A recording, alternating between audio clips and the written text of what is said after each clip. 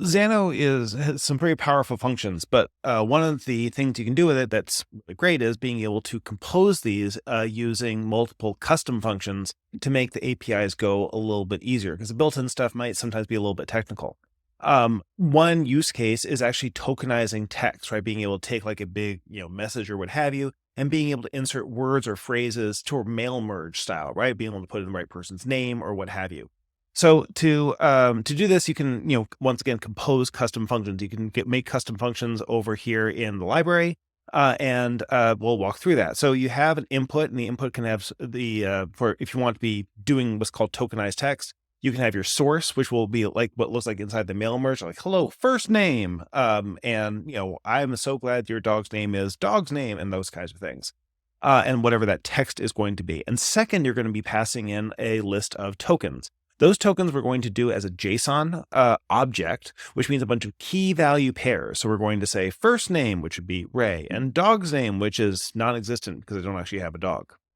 And then you would move on with your life. So in this case, you can have your function stack, and you would say, let's have, first we're going to define, there's going to be an output variable, like the string we're going to have at the end of all this, right? That has replaced all the tokens appropriately.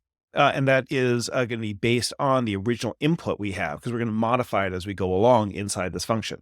Now, the next thing we're going to do is we're going to loop over all of those tokens in the form of the JSON of the, first name Ray, last name, whatever it might be. And to do that, we're going to create a for each loop.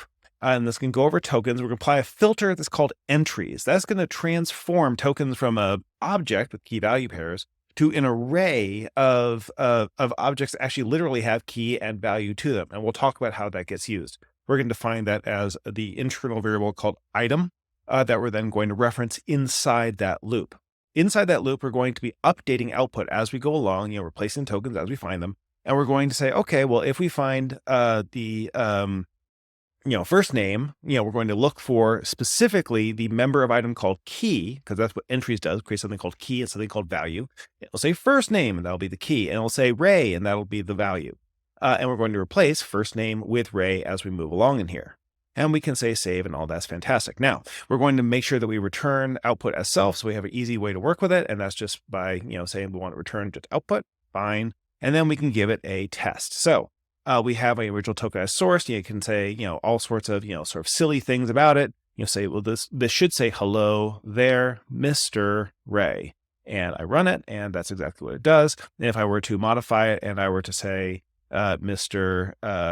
Joseph, it would have the same effect. And if you were to say, you want to say,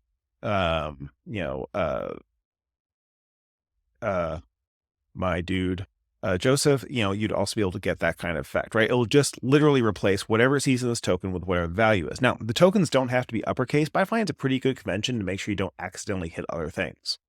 Now, this is all fine in theory in terms of creating the function, but let's talk about how you'd actually use that in context. And for that, I created another function called parse tokenized text that will actually use parse tokenized text as an external function.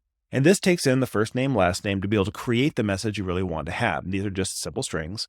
And you're going to go create, and from those original strings, I use I create an object called tokens, and I just set the first name to a key called first name, last name to a key called last name, and just assembling this to make an easier API to work with, right? And then I can have another function that would call this function. And by stacking these, it really simplifies my life.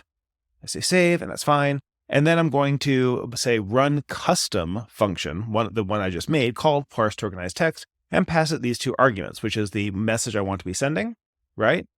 Which is hello there, first name. I believe your family name is last name. And, that's a little hard to read these longer strings in here, but you can also pass that as an argument or whatever structure was most helpful for you.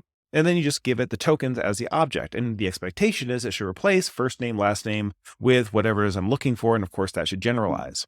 I click on run and debug. I have my first name, last name. Okay, well, let's say my first name is Ray, and my last name is Deck, because that in fact is my last name. And I can do a run, and I can say, hello there, Ray. I believe your family name is Deck. And I can then also say, well, maybe my family name is something else, and it will also do that replacement there, and it will just work pretty much right out of the box. And now you have a much simpler API to be able to replace text in a fairly arbitrary way with whatever keys and values by using this tokenization approach.